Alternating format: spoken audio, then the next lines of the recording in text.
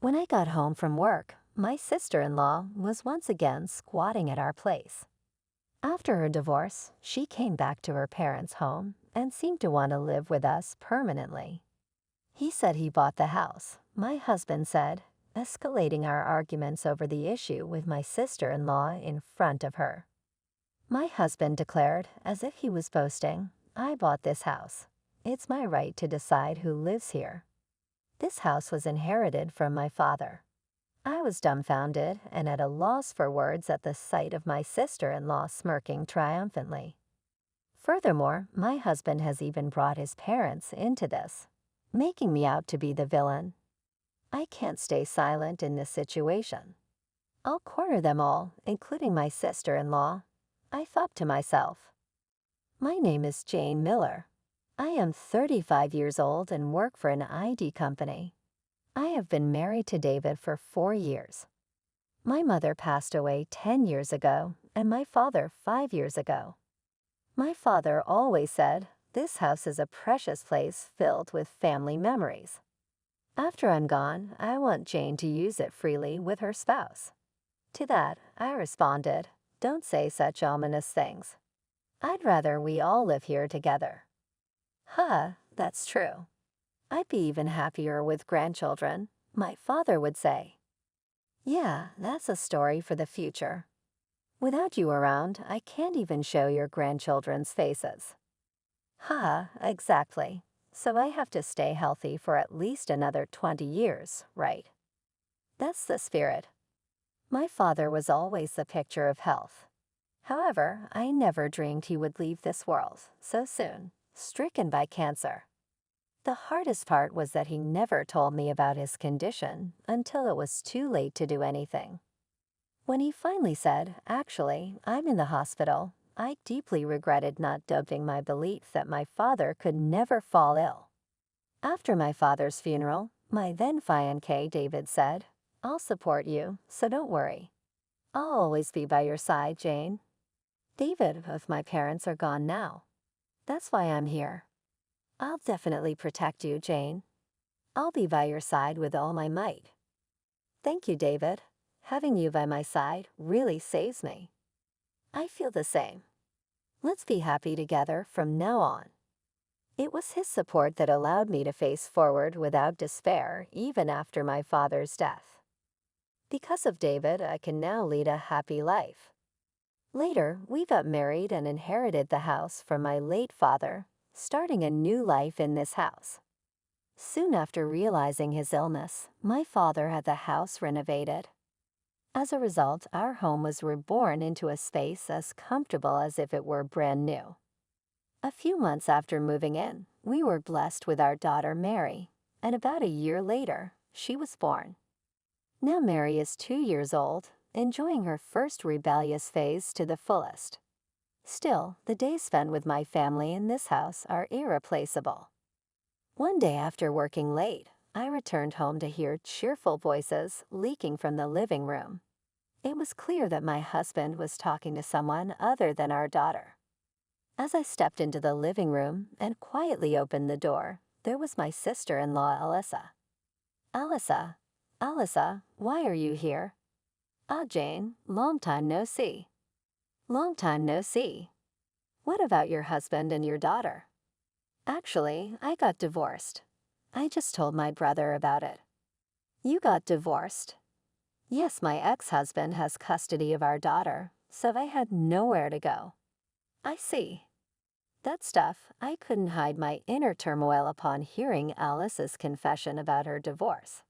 However, I managed to maintain my composure and show a smile. That night, as I began preparing dinner, David and Alyssa were so engrossed in their conversation that they didn't offer to help, even if they didn't help me. I couldn't forgive them for neglecting our daughter, Mary, who was absorbed in playing with blocks alone. It was hard for me to see her like that, so I gave David a stern look. "David, could you please look after Mary for a bit? She's playing right now, so it's fine, isn't it?" "That's not the point. Mary looks lonely. Just stay with her until dinner is ready." But I'm catching up with Alyssa after a long time. You can talk while playing with Mary, can't you? All right, all right. I'll watch her, okay? David clearly looked annoyed and even clicked his tongue. Alyssa, who was watching this, laughed and said, "A brother's scared of his wife."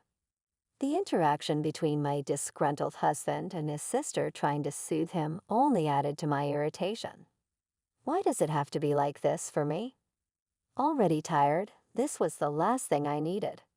Taking care of children is a parent's responsibility. While I understand being happy about reuniting with his sister, there's no need for David to be so cold towards our daughter. Additionally, I'm disappointed in David's attitude, saying he'll watch her but actually ignoring Mary to talk with Alyssa. Mary, feeling particularly lonely, wouldn't leave my side while I was cooking. Because of David and Alyssa loudly drinking together, Mary couldn't fall asleep until late at night. After Alyssa left, David started drinking alone again. At that moment, I unleashed my frustrations on him. "David, what was with your behavior today, huh? What's up all of a sudden?" "I'm just having a good time drinking." "You've been drinking all day. Your noise made Mary go to bed late, you know." Yeah, my bad." "Happy if I apologize. What's with that attitude? Not even cleaning up after drinking, just pushing your own convenience. I'm sick of this. I earn the money, so don't complain." At that moment, David threw the beer can he was holding towards me. The contents scattered over my head and dripped onto the floor. We've had arguments before, but it had never gone that far. I was frozen on the spot. That night, we went to sleep without exchanging a single word. The next morning, he was still in a bad mood. I couldn't leave things as they were. Considering our child, I wanted to repair our relationship quickly. Such thoughts crossed my mind on my way home from work. However, the moment I stepped into the house, any thoughts of reconciliation vanished. Incredibly, Alyssa was at our house again, as usual. Mary was left alone, looking bored, watching TV. Seeing this, I couldn't help but raise my voice. "David, what is this? Why are you neglecting Mary again?" "Not this again. It's fine. She's not crying." "That's not the point. More importantly, there's something I want to discuss." "Something you want to discuss?" Interrupting me. David dramatically coughed and then exchanged glances with Alyssa before starting to speak again. "Starting next month, Alyssa will be living here. Can you give up your room for her?" "Huh? Wait, what are you saying?" "Alice's apartment lease is up at the end of this month. She's divorced and single now. She was a housewife with no income. That's pitiful, isn't it? I can't just agree to something so sudden. And why do I have to give up my room? If it's really necessary, why not give up your room? I'm using my room. You and Mary can sleep together, right?" I was so shocked by my husband's unreasonable demands that I couldn't say anything as I remained silent. David continued without paying any mind. "Alyssa is struggling with money right now. As her brother, I want to take care of her in this house until she stabilizes. Can you understand that? But still, why do I have to give up my room? Why are you making such a big deal out of this? Can't you give up a room for your sister-in-law? That's so selfish. You're not considering me or Mary's feelings at all. Either way, it's already decided. If you oppose any further, I'll kick you out of this house." "Kick me out? I bought this house. It's my right to decide who lives here," he said. "He bought the house. This house was inherited from my father. It's not up to my husband to decide who lives here, but me, the owner." I spoke quietly, trying not to scare my daughter while holding back my anger. "Don't say things like that. This house was inherited from my father." "Huh? That doesn't matter. This is my house that I bought. I decide who lives here." "What are you talking about? Are you really okay with this? Being kicked out will have a big impact on our relationship, you know." Next to my smug husband, my sister-in-law was also smirking and pleasantly, it seemed she truly believed my husband's claim. He said this is my house and intended to stay here for good. Normally our bedroom was a space for my husband and me to share, but that night my sister-in-law took over the bed. Unable to bring myself to sleep in the same room as my husband, I reluctantly slept on my daughter's small blanket, with my body hanging off. When I woke up the next morning, I heard noises of things being moved in the hallway.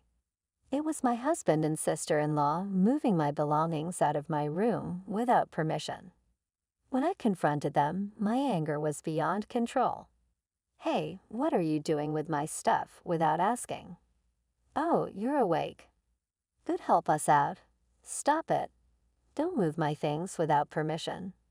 Don't you understand your position? Yet you can stay here because of me. Stop complaining and help us. My parents are coming soon," my husband whispered quietly in my ear. "Don't bring our domestic issues outside. If this turns into a big problem, I'll seriously consider a divorce."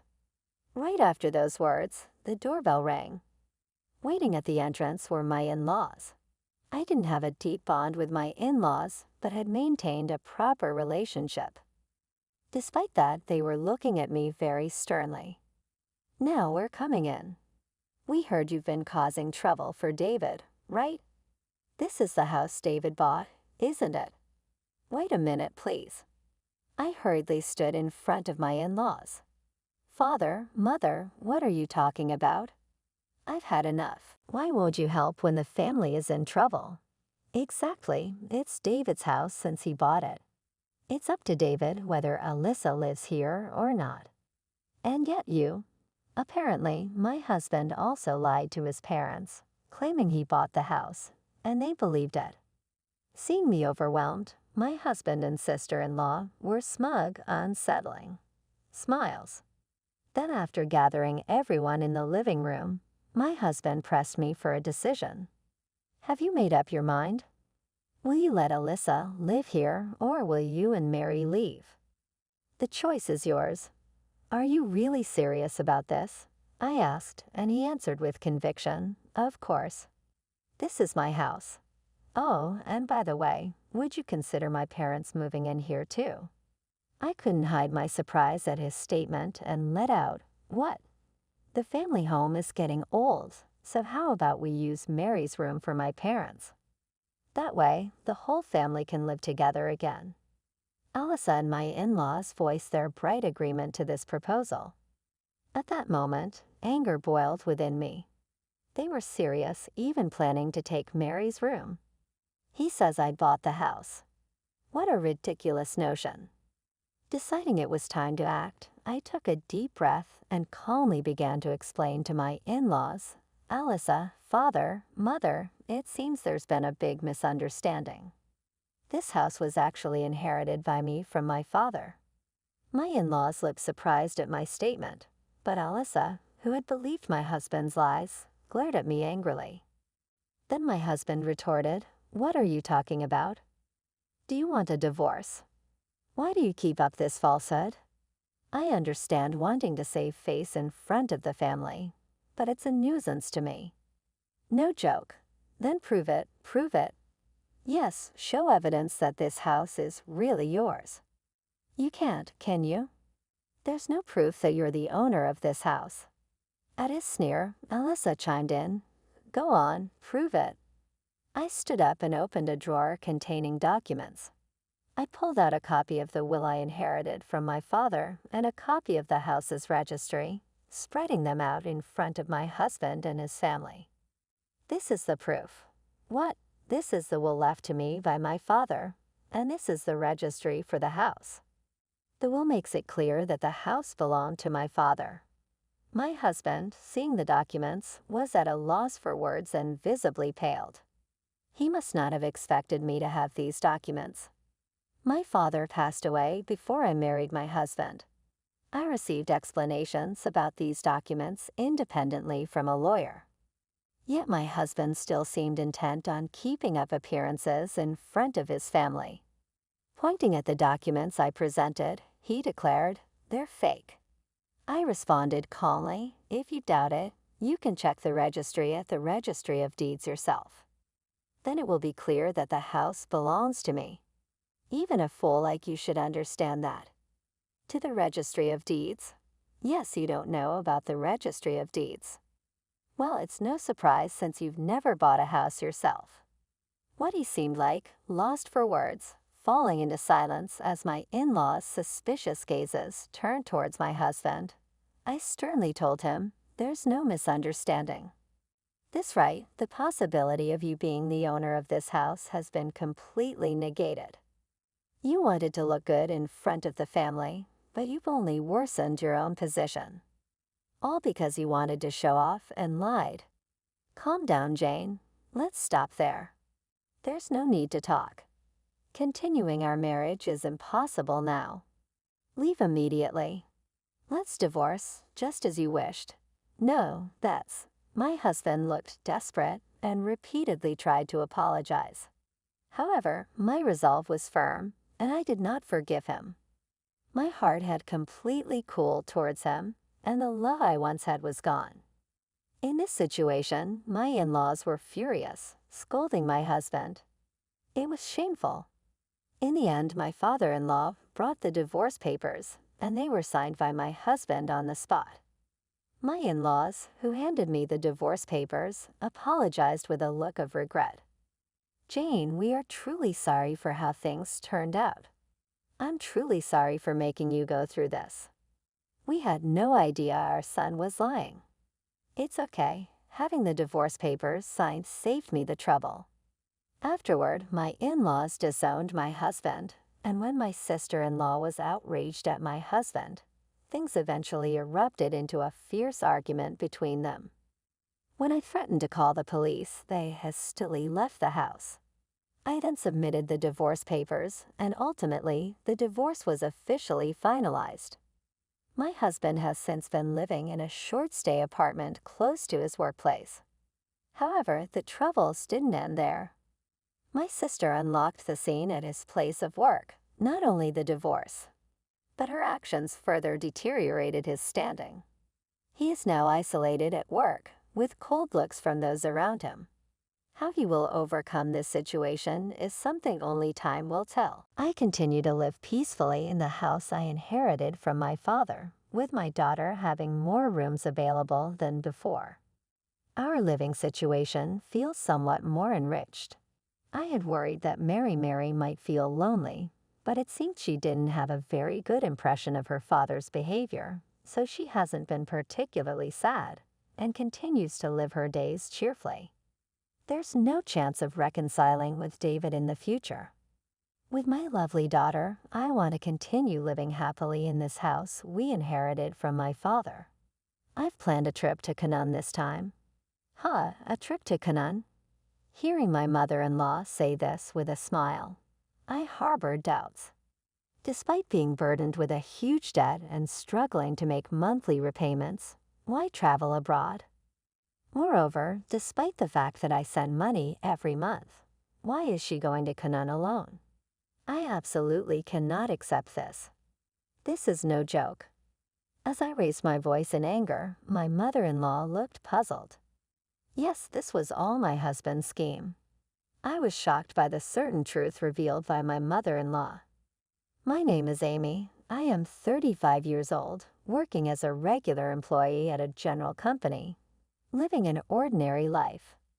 5 years have passed since I married Kevin. We had been living peaceful days without any major problems. However, suddenly, a great trial appeared before us as a couple. This series of events was triggered by the recent death of my father-in-law.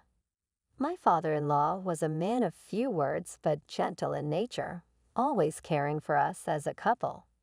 Thanks to him, I felt naturally integrated into my husband's family. That's why I couldn't accept his death. One evening, a little after his funeral, when things had calmed down, my husband suddenly started talking at dinner.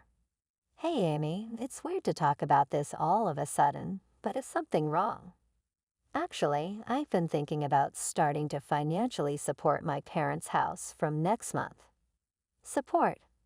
Why would you do that? Since my father passed away, I think my mother is struggling on her own. Wait a minute, I quickly interrupted my husband.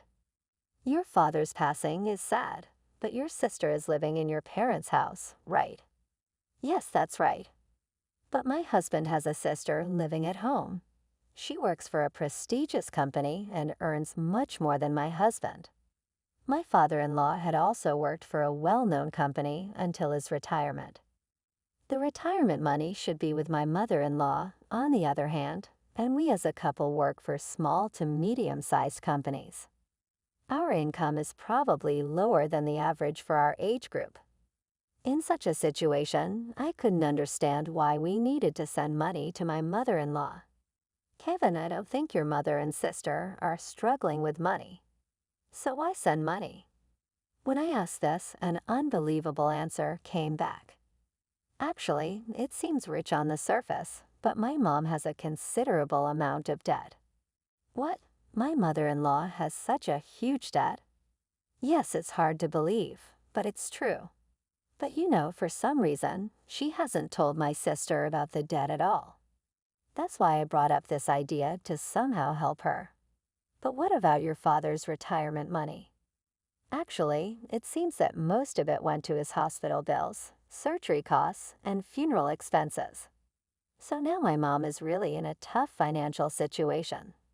That's a really difficult situation. Yes, it is. That's why I know I'm asking a lot, but I really want to help her. Seeing him bow his head deeply, I was torn. My mother-in-law had helped us as a couple many times before. While I was looking for my current job, she actively took over all the household chores in my stead and often came to cook dinner. Moreover, when my husband changed jobs and we were short of living expenses, she secretly gave him money. I was always full of gratitude for her kindness, and every time I thanked her, she returned with polite words of gratitude. Thanks to her support, we had overcome many difficulties. Now that she was in trouble, I couldn't just overlook it considering the favors we had received so far. I strongly felt the desire to help her. With those feelings, after a little hesitation, I eventually agreed to my husband's proposal. From that day, to support my mother-in-law financially, we became stricter about saving. We were not living luxuriously in the first place, but still, we simplified our meals even more and switched to cheaper items for daily use. My husband started working late every day and came home late at night more often. And then an incident occurred during these days. Perhaps due to accumulated fatigue, I developed a fever and fell ill. When I was preparing to go to the hospital after calling in sick to work, my husband said, "Wait a minute. Are you really going to the hospital?" "Yes, I am. It's just a fever, isn't it?" There's no need to go to the hospital for a mild fever, especially when we need to save money. I was surprised by his words, but managed to argue back. But what if it's a viral fever like the flu? We have fever reducers at home, right? Just take those and rest. You'll get better. Going to the hospital is a waste of money. That's not true. Listen to me, no matter what, don't go to the hospital. We're saving money, remember. After hearing those words, I had no choice but to rest at home and ended up being bedridden for 3 days.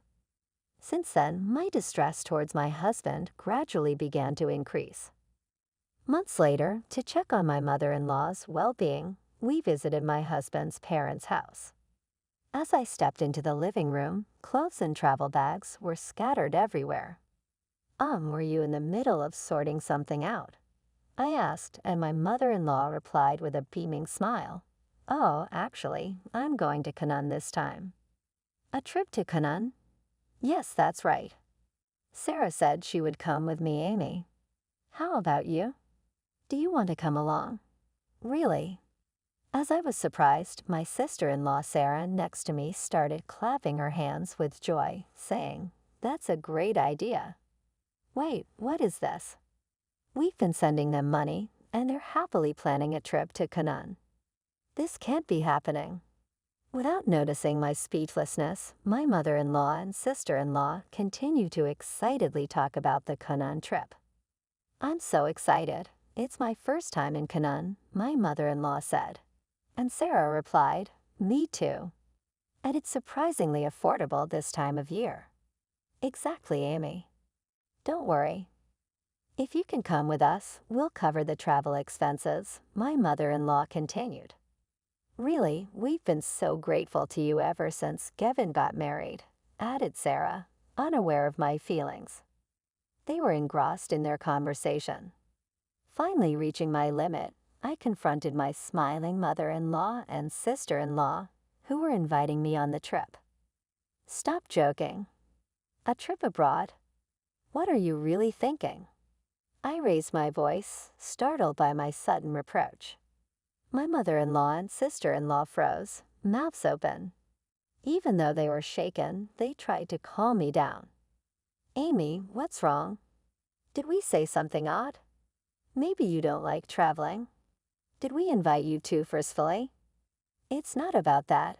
How can you even think of inviting me on a trip? Do you understand our situation, Amy? Calm down. What caused you to be so angry, really? If you have the means to go on a trip, I'd rather you pay off your debts first. What debts? I let all my feelings out towards them. We can hardly save money, and even when I'm sick, we can't afford to go to the hospital, yet we prioritize sending you money. And yet how can you calmly plan a trip abroad? Please consider our situation a little. After pouring out all my emotions, I noticed tears streaming down my cheeks. Whether it was anger, sadness, or both, I wasn't sure. However, I was certain that the frugal lifestyle until now had been more painful than I thought. While crying, I collapsed on the spot. Seeing this, my husband rushed over in surprise. Hey, you! What are you saying to my mom? But that's enough. We're going home, Kevin, I said firmly as he tried to pull me up forcefully. At that moment, my mother-in-law spoke up quietly. Wait a minute, what debts are you talking about? But didn't you have a huge debt? Surprised by my response, my mother-in-law's expression changed. There's no such thing. There's still my husband's pension and inheritance left, and I wouldn't be able to go on an overseas trip if I had debts. What? But in that instant, I realized the full picture of the situation. Anger welled up inside me. The reason why my husband's income didn't increase despite his daily overtime, why I was the only one getting thinner and sick despite strict savings, and why my usually polite mother-in-law never thanked us for the money we sent. Then I faced a shocking truth. The need for sending money, as my husband had been saying, was actually a fabrication. There was never a need to send them money. I could have gone to the doctor immediately when I got sick. I would have realized it if I had thought about it a bit more. Realizing this made the pointlessness of our past frugal life evident. But in our financially tight life, it had been hard to make a calm judgment. My mother-in-law and sister-in-law on the scene seemed to realize the truth behind my husband's words. They looked at Kevin with a doubtful gaze. Kevin, what's the meaning of this? Amy says she was sending money because you had debts. What's all this about? Kevin was clearly looking for an excuse. No, it's different. Actually, how is it different? Explain it clearly, make us understand, talk properly. Well, I could see that he was still trying to control the situation. My love for him had completely faded. I confronted my confused husband directly. What's all this about? There were no debts for your mother or sister. Where did all the money I gave you every month go? He began to mumble his words. Well, don't lie now. Tell me everything. The truth, he revealed with something I found hard to accept. Actually, I was invited by a colleague and ended up going to nightclubs. You've been going to a nightclub? Yeah, well, how should I put it? I just got carried away without realizing it. I can't believe it. Going to such places when it hasn't been long since your father passed away. And that was around the time you started talking about sending money, right? I'm sorry, really sorry. I just went there for a bit of a change of pace. I didn't think it was a big deal. Such an excuse can't be accepted. How can you behave so irresponsibly, lying about sending money and using my hard-earned money for going to nightclubs? I can never forgive that. No, it's not like that. I never meant to hurt you, Amy. I just got a bit carried away, that's all. I really regret it. As I shouted, my husband tried to appease me, piling up lies. But trust once lost between husband and wife is not easily regained. His impromptu lies and insincere attitude completely extinguished my love for him. No matter how long his apologies continued, I couldn't forgive him. In my heart, I couldn't bear it anymore. I felt it was impossible to continue living with someone who lied to satisfy his own desires.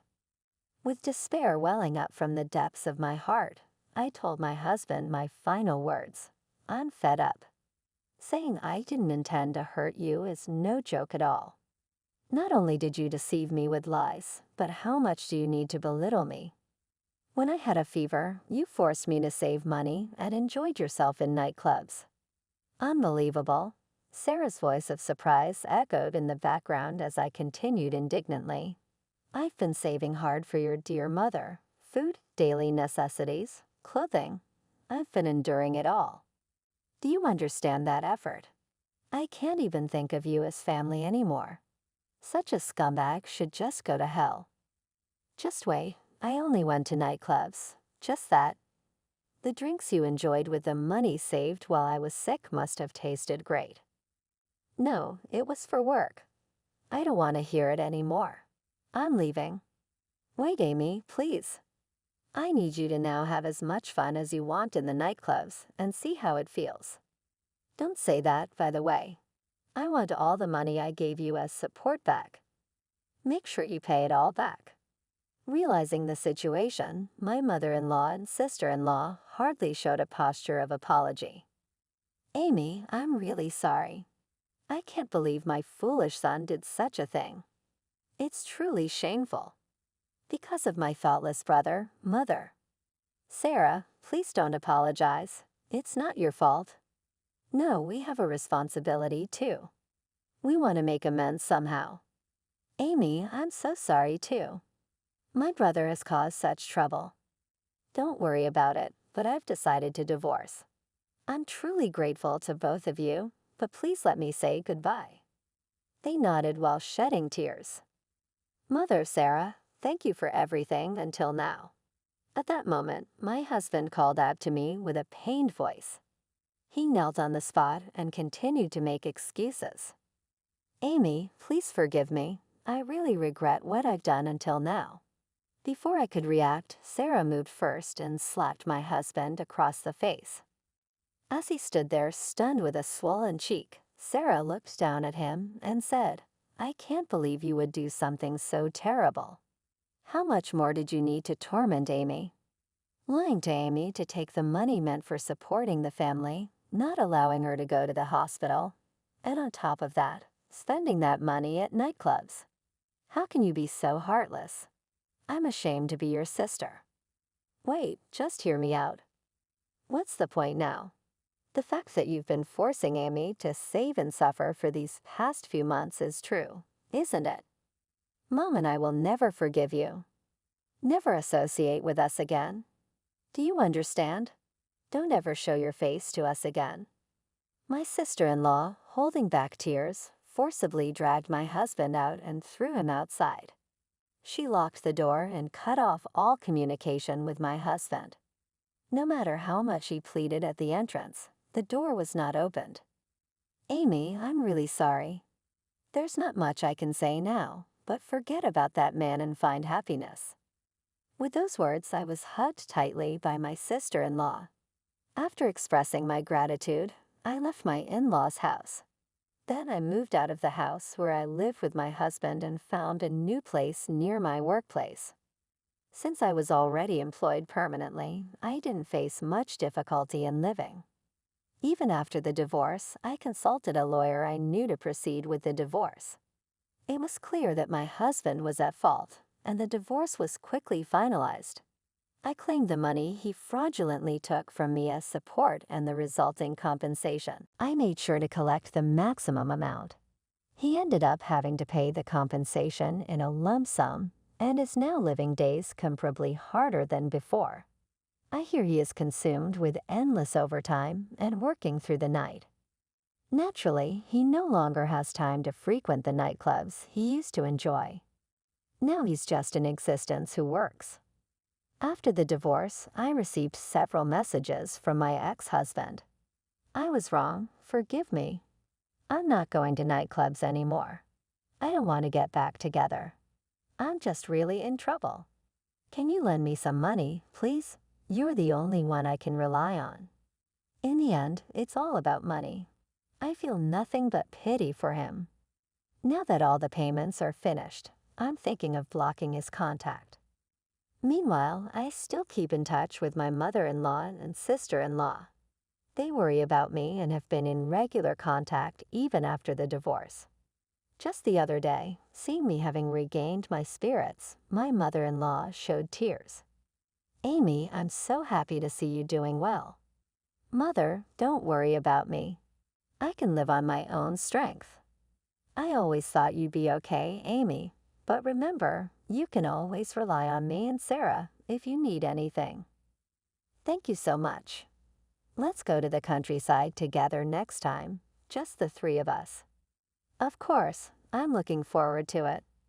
If it weren't for the support of my mother-in-law and sister-in-law, I couldn't have overcome the trial of divorce. Since they always wish for my happiness, I vow to live my life with all my strength.